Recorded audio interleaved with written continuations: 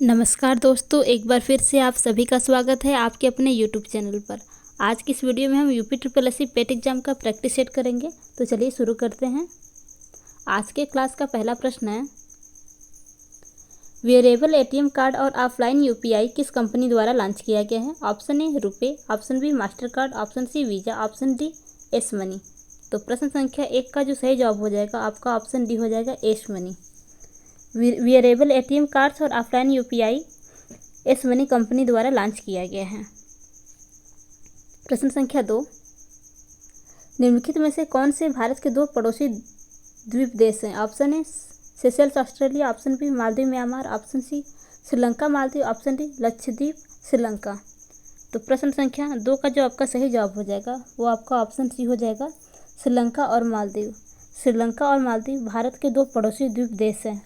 बात करें श्रीलंका की, तो भारत से श्रीलंका की दूरी 31 किमी है। श्रीलंका का सबसे बड़ा शहर कोलंबो है, जो कि एक बंदरगाह है। श्रीलंका को पूर्व का मोती भी कहा जाता है। श्रीलंका में सबसे ज़्यादा बोले जाने वाली भाषा सिंहली है। वर्तमान में श्रीलंका की राजधानी श्री जयवर्धनपुर कोटटे तथा श्रीलंका की करेंसी श्रीलंकाई रुपया है। बात करें मालदीव की, मालदीव लक्षद्वीप सागर में स्थित एक द्वीपीय देश है तथा इसकी राजधानी माले है, जो कि यहाँ की सबसे बड़ा शहर भी है। आगे बढ़ते हैं। प्रश्न संख्या 3,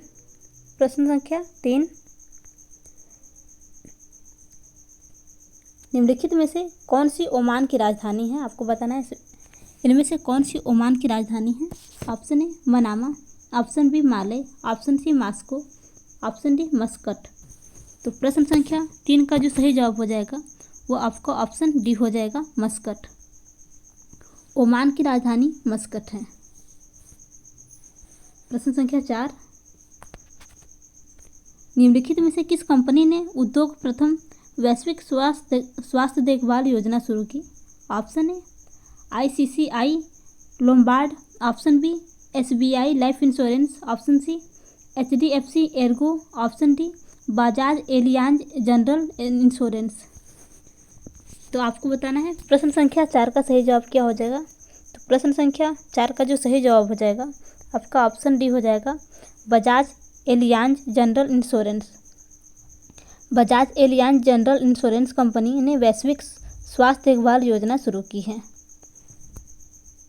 प्रश्न संख्या 5, निम्नलिखित में से कौन लोकसभा के प्रथम अध्यक्ष थे? आपको बताना option A K S. Hegde, option B Ganesh Mavalankar, option C M N. Ayyangar, option D Hukum Singh. तो प्रश्न संख्या 5 का जो आपका सही जवाब होगा आपका ऑप्शन बी हो जाएगा, गणेश मावलंकर। लोकसभा के प्रथम अध्यक्ष गणेश मावलंकर थे। प्रश्न संख्या 6, भारत में अंतर्राष्ट्रीय श्रमिक दिवस किस दिन मनाया जाता है? आपको बताना है श्रमिक दिवस किस दिन मनाया जाता है। ऑप्शन ए 15 अप्रैल, ऑप्शन बी 1 अगस्त, ऑप्शन सी 1 मई, ऑप्शन डी 12 दिसंबर। तो प्रश्न संख्या 6 का जो सही जवाब हो जाएगा आपका ऑप्शन सी हो जाएगा, 1 मई को अंतर्राष्ट्रीय श्रमिक दिवस मनाया जाता है। प्रश्न संख्या 7, निम्नलिखित में से किस शहर को राजस्थान का सफ़ेद शहर कहा जाता है? आपको बताना है इनमें से किसको राजस्थान का सफ़ेद शहर कहा जाता है। Option A Bikaner, option B Ajmer, option C Udaipur, option D Jaipur. तो प्रश्न संख्या 7 का जो आपका सही जवाब होगा आपका ऑप्शन सी हो जाएगा, उदयपुर। उदयपुर को राजस्थान का सफ़ेद शहर कहा जाता है। इस शहर की स्थापना महाराणा प्रताप के पिता उदय सिंह ने 1559 ईस्वी में की थी। यहाँ पर खूबसूरत झील है, जिसके कारण इसे पूर्व का वेनिस भी कहा जाता है।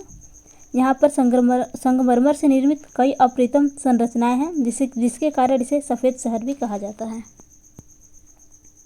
प्रश्न संख्या 8, निम्नलिखित में से एक केंद्र शासित प्रदेश नहीं है। आपको बताना है इनमें से कौन सा एक केंद्र शासित प्रदेश नहीं है। तो option A Daman, option B Puducherry, option C Aizawl, option D Kavaratti. तो प्रश्न संख्या 8 का जो आपका सही जवाब हो जाएगा ऑप्शन सी आइजोल। आइजोल एक केंद्र शासित प्रदेश नहीं है। आपका ऑप्शन ए दमन जबकि एक केंद्र शासित प्रदेश है, ऑप्शन बी पुडुचेरी केंद्र शासित प्रदेश है, ऑप्शन डी कावारती भी केंद्र शासित प्रदेश है। तो आपसे पूछा है केंद्र शासित प्रदेश नहीं है, तो आपका ऑप्शन सी हो जाएगा। प्रश्न संख्या 9, संयुक्त राज्य अमेरिका का राष्ट्रीय खेल है, आपको बताना है। Option A tennis, option B basketball, option C baseball, option D badminton. तो प्रश्न संख्या 9 का जो आपका सही जवाब हो जाएगा वो आपका ऑप्शन सी हो जाएगा, बेसबॉल। संयुक्त राष्ट्र अमेरिका का राष्ट्रीय खेल बेसबॉल है। प्रश्न संख्या 10, निम्नलिखित में से किस व्यक्ति ने हिंद स्वराज पुस्तक लिखी, आपको बताना है इनमें से किसने हिंद स्वराज पुस्तक लिखी। Option A Sardar Patel, option B Sarojini Naidu, option C Jawaharlal Nehru, option D Mahatma Gandhi. तो प्रश्न संख्या 10 का जो सही जवाब हो जाएगा आपका ऑप्शन डी हो जाएगा, महात्मा गांधी। हिंद स्वराज पुस्तक महात्मा गांधी जी के द्वारा लिखी गई, जिसकी रचना वर्ष 1909 में गुजराती भाषा में की गई थी। उस समय जब वे लंदन से दक्षिण अफ्रीका की समुद्री यात्रा कर रहे थे, इसमें मूलतः आज़ाद हिंदुस्तान और उसके नागरिक कैसे हों तथा उन्हें कैसा बनना चाहिए के संदर्भ में लिखा गया है। प्रश्न संख्या 11, हरित लेखांकन का अर्थ है कि आकलन को ध्यान में रखते हुए देश की राष्ट्रीय आय का मापन। आपको बताना है ऑप्शन ए देश के कुल वन क्षेत्र, ऑप्शन बी प्रदूषण और पर्यावरण हानि, ऑप्शन सी देश के वन क्षेत्र का विनाश, ऑप्शन डी उपरोक्त में से कोई नहीं। तो प्रश्न संख्या 11 का जो आपका सही जवाब हो जाएगा वह आपका ऑप्शन बी हो जाएगा, प्रदूषण एवं पर्यावरण हानि। हरित लेखांकन का अर्थ है प्रदूषण एवं पर्यावरण हानि के आकलन को ध्यान में रखते हुए देश की राष्ट्रीय आय का मापन करना। आगे बढ़ते हैं। प्रश्न संख्या 12, संगाई महोत्सव निम्नलिखित में से किस राज्य में आयोजित किया जाता है। Option A Manipur, option B Tamil Nadu, option C Meghalaya, option D Assam. तो प्रश्न संख्या 12 का जो आपका सही जवाब हो जाएगा वो आपका ऑप्शन ए हो जाएगा, मणिपुर। संगाई महोत्सव मणिपुर राज्य में आयोजित किया जाता है। इस महोत्सव का नाम वहाँ के राज्य पशु संगई, जो कि हिरण है, के नाम पर रखा गया है। आगे बढ़ते हैं।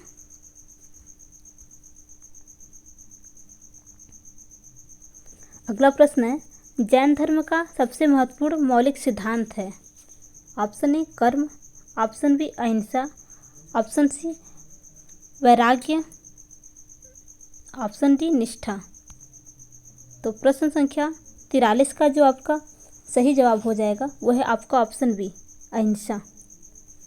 जैन धर्म का सबसे महत्वपूर्ण मौलिक सिद्धांत अहिंसा है। अहिंसा का अर्थ है जीवों को क्षति न पहुंचाना। आगे बढ़ते हैं। प्रश्न संख्या 44, निम्नलिखित में से किस शासक के दरबार में बहुत से विद्वानों को नवरत्न के रूप में अलंकृत किया गया था। ऑप्शन ए चंद्रगुप्त द्वितीय, option B Samudragupta, option C Shrigupta, option D इनमें से कोई नहीं। तो प्रश्न संख्या 44 का जो आपका सही जवाब हो जाएगा वो आपका ऑप्शन ए हो जाएगा, चंद्रगुप्त द्वितीय। चंद्रगुप्त द्वितीय के दरबार में बहुत से विद्वानों को नवरत्न के रूप में अलंकृत किया गया था, जिसमें से अमर सिंह, धन्वंतरी, हरिसेन, कालिदास, शंकु, वराहमिहिर, वेताल भट्ट तथा वरुचि इत्यादि थे। प्रश्न संख्या 45, दिल्ली सल्तनत के निम्नलिखित राजवंशों में किसने सबसे कम अवधि तक शासन किया। आपको बताना है दिल्ली सल्तनत के निम्नलिखित राज्यों में से किसने सबसे कम अवधि तक शासन किया। Option A Khilji, option B Lodhi, option C Sayyid, option D Tughlaq. प्रश्न संख्या 45 का जो सही जवाब हो जाएगा आपका ऑप्शन ए हो जाएगा, खिलजी। दिल्ली सल्तनत का खिलजी राजवंश सबसे कम अवधि यानी 1290 से 1320 ईस्वी तक शासन किया। आगे बढ़ते हैं।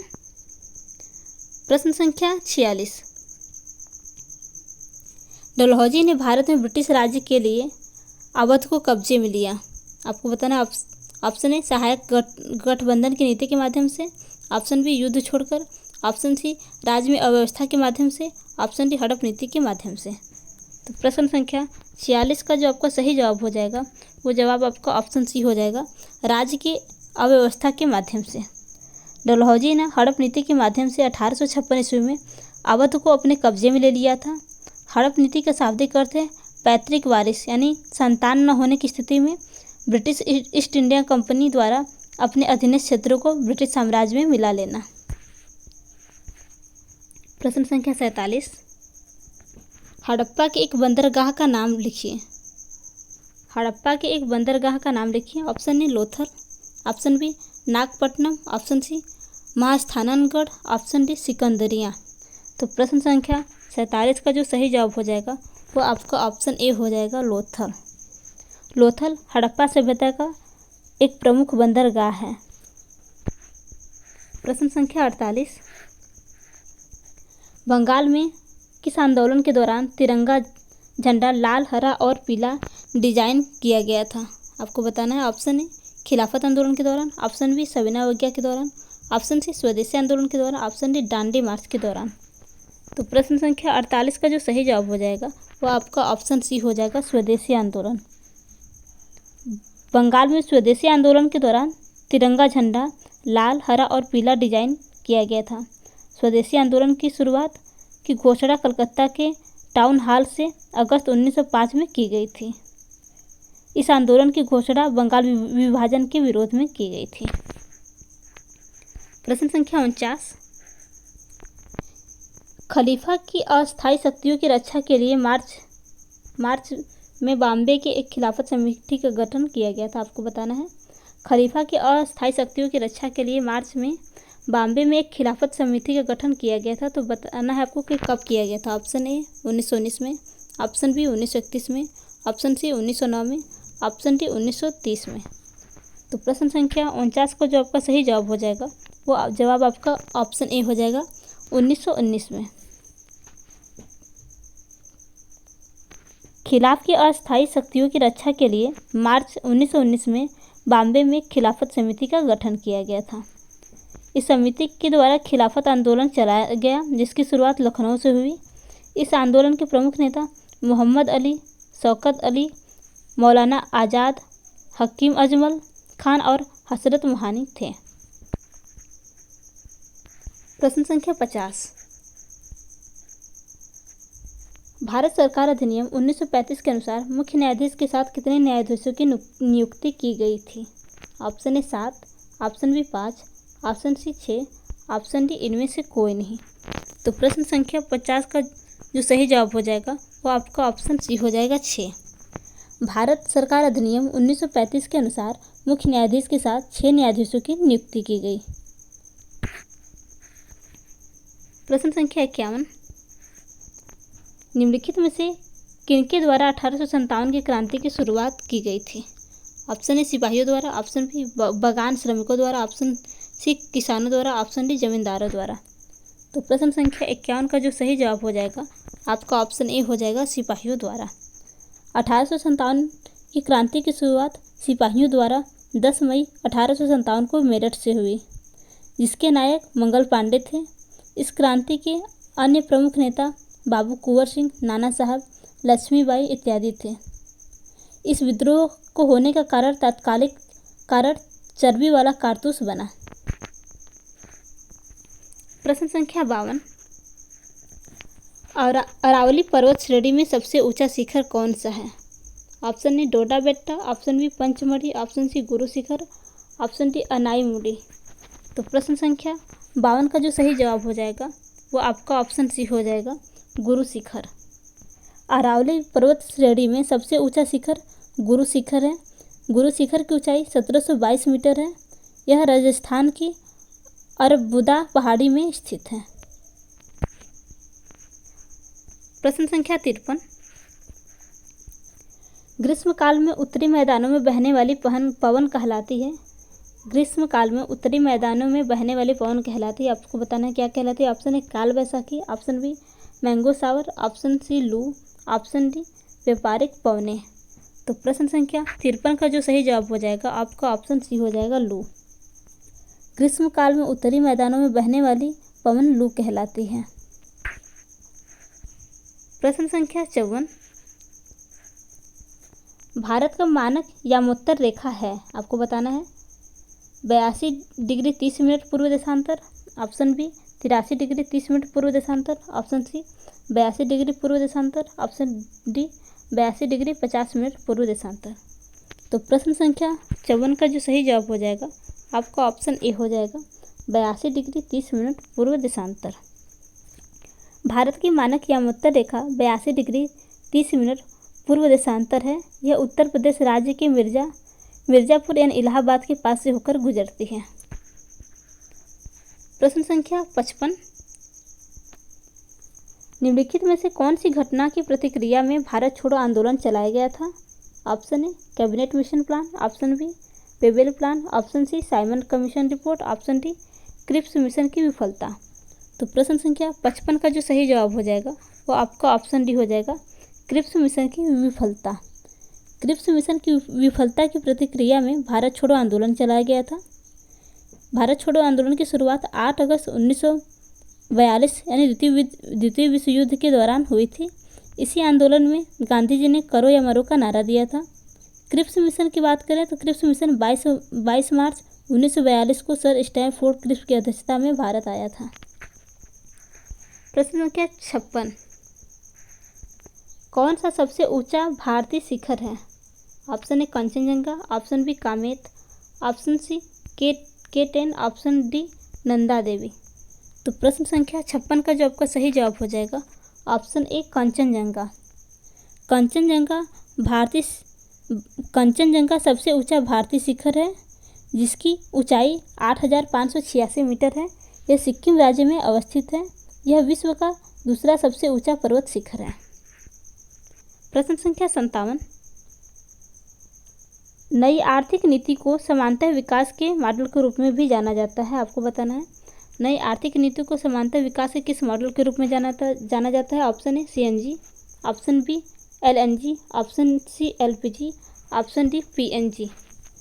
तो प्रश्न संख्या 57 का जो सही जवाब हो जाएगा आपका ऑप्शन सी हो जाएगा LPG।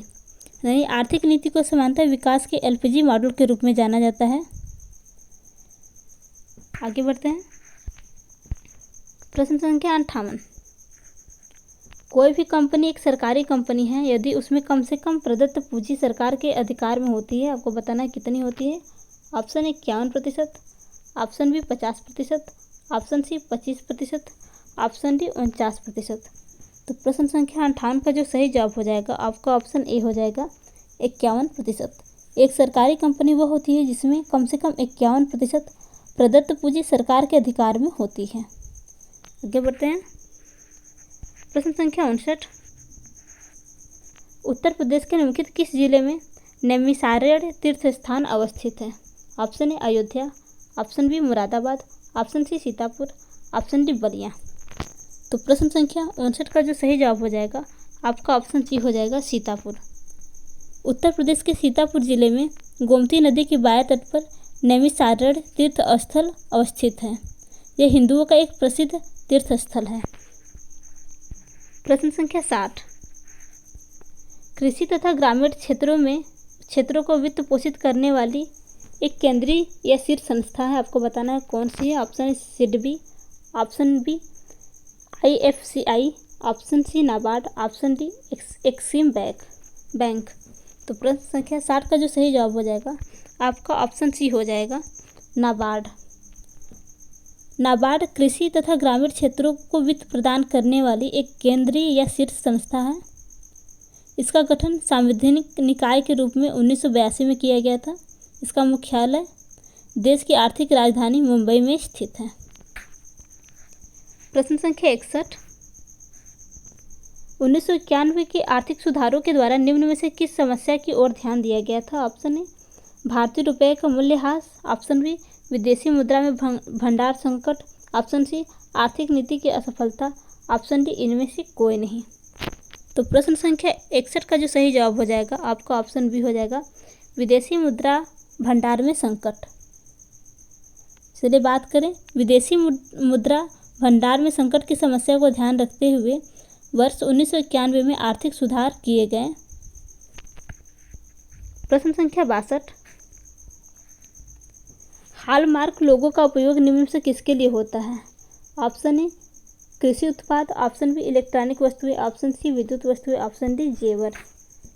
तो प्रश्न संख्या 62 का जो सही जवाब हो जाएगा आपका ऑप्शन डी हो जाएगा जेवर।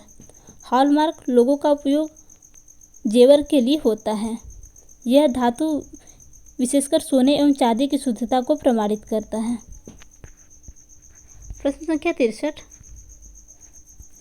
वे आदर्श जिन्हें राज्य की नीतियों का निर्माण करते समय ध्यान में रखना चाहिए। ऑप्शन ए मौलिक अधिकार, ऑप्शन बी समाजवाद, ऑप्शन सी गांधीवाद सिद्धांत, ऑप्शन डी राज्य के नीति निर्देशक सिद्धांत।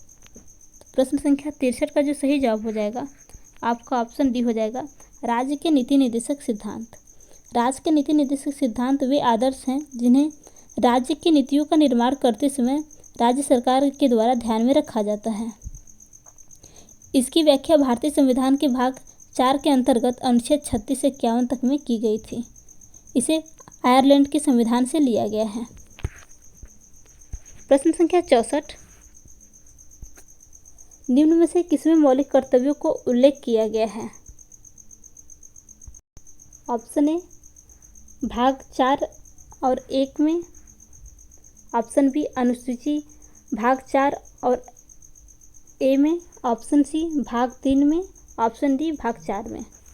तो प्रश्न संख्या 64 का जो सही जवाब हो जाएगा वो आपका ऑप्शन ए हो जाएगा, भाग 4 तथा 1 में, भाग 4 तथा ए में भारतीय संविधान के भाग 4 और 1 के अंतर्गत मौलिक कर्तव्यों का उल्लेख किया गया है। इसे स्वर्ण सिंह समिति की सिफारिश पर 1976 में 42वें संविधान संशोधन के माध्यम से लाया गया, जिसमें 10 मौलिक कर्तव्यों का प्रावधान था, लेकिन वर्ष 2002 में 86वां संशोधन के माध्यम से 6 से 14 वर्ष की आयु तक बच्चों के लिए शिक्षा के अवसर से संबंधित 11वां मौलिक कर्तव्य जोड़ा गया। प्रश्न संख्या 65, भारतीय संविधान का अनुच्छेद 343 किसके बारे में है। ऑप्शन ए भारत के राष्ट्रपति, ऑप्शन बी संघ की राजभाषा, ऑप्शन सी राज्यपाल द्वारा विशेष संबोधन, ऑप्शन डी संसद का संविधान। तो प्रश्न संख्या 65 का जो आपका सही जवाब हो जाएगा आपका ऑप्शन बी हो जाएगा, संघ की राज्यसभा। भारतीय संविधान का अनुच्छेद 343 संघ की राज्यसभा के संदर्भ में प्रावधान है, जिसमें राजभाषा हिंदी और लिपि देवनागरी अपनाने की बात की गई है। प्रश्न संख्या 66, निम्न में से कौन सा अनुच्छेद धन विधेयक को परिभाषित करता है। ऑप्शन ए अनुच्छेद 110, ऑप्शन बी अनुच्छेद 111, ऑप्शन सी अनुच्छेद 112, ऑप्शन डी इनमें से कोई नहीं। तो प्रश्न संख्या 66 का जो सही जवाब हो जाएगा आपका ऑप्शन ए हो जाएगा, अनुच्छेद 110। भारतीय संविधान के अनुच्छेद 110 में धन विधेयक को परिभाषित किया गया है। इसे राष्ट्रपति के पूर्व अनुमति से केवल लोकसभा में ही प्रस्तुत किया जा सकता है। कोई धन विधेयक है या नहीं, इसका निर्धारण लोकसभा अध्यक्ष के द्वारा किया जाता है। प्रश्न संख्या 67, निम्न में से कौन सा इंद्रधनुष के 7 रंगों में से एक रंग नहीं है। आपको बताना, ऑप्शन ए नीला, ऑप्शन बी सफ़ेद, ऑप्शन सी नारंगी, ऑप्शन डी बैगनी। तो प्रश्न संख्या 67 का जो सही जवाब हो जाएगा आपका ऑप्शन बी हो जाएगा, सफ़ेद। इंद्रधनुष के 7 रंगों में सफ़ेद रंग शामिल नहीं है। इंद्रधनुष में 7 रंग जो शामिल हैं बैगनी, जामुनी, नीला, हरा, पीला, नारंगी एवं लाल है। आगे बढ़ते हैं। प्रश्न संख्या 68, निम्न में से किस गैस को ग्रीन हाउस गैस के रूप में नहीं जाना जाता है। आपको बताना है, option A methane, option B argon, option C carbon dioxide, option D nitrous oxide. तो प्रश्न संख्या 68 का जो सही जवाब हो जाएगा आपका ऑप्शन बी हो जाएगा, आर्गन। आर्गन को ग्रीन हाउस गैस के रूप में नहीं जाना जाता है। जब बात करें कुछ प्रमुख ग्रीन हाउस गैसों की, जिसमें carbon dioxide, nitrous oxide, methane, chlorofluorocarbon, perfluorocarbon, sulphur hexafluoride इत्यादि ग्रीन हाउस गैसों के अंतर्गत आता है, जबकि आर्गन ग्रीन हाउस गैस के अंतर्गत नहीं आता है। प्रश्न संख्या 69,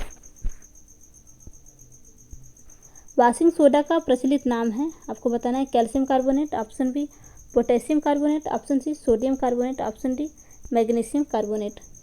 तो प्रश्न संख्या 69 का जो आपका सही जवाब हो जाएगा आपका ऑप्शन सी हो जाएगा, sodium carbonate. Washing soda sodium carbonate का प्रचलित नाम है, जिसका सूत्र Na2CO3 होता है। प्रश्न संख्या 70, निम्न में से कौन से सर्वोच्च न्यायालय के न्यायाधीश की सेवानिवृत्ति की सही आयु है। आपको बताना है, सर्वोच्च न्यायालय के न्यायाधीश की सेवानिवृत्ति की सही आयु क्या है। ऑप्शन ए 65 वर्ष, ऑप्शन बी 58 वर्ष, ऑप्शन सी 60 वर्ष, ऑप्शन डी 62 वर्ष। तो प्रश्न संख्या 70 का जो सही जवाब हो जाएगा आपका ऑप्शन ए हो जाएगा 65 वर्ष। सर्वोच्च न्यायालय के न्यायाधीश की सेवानिवृत्ति की आयु 65 वर्ष निर्धारित की गई है।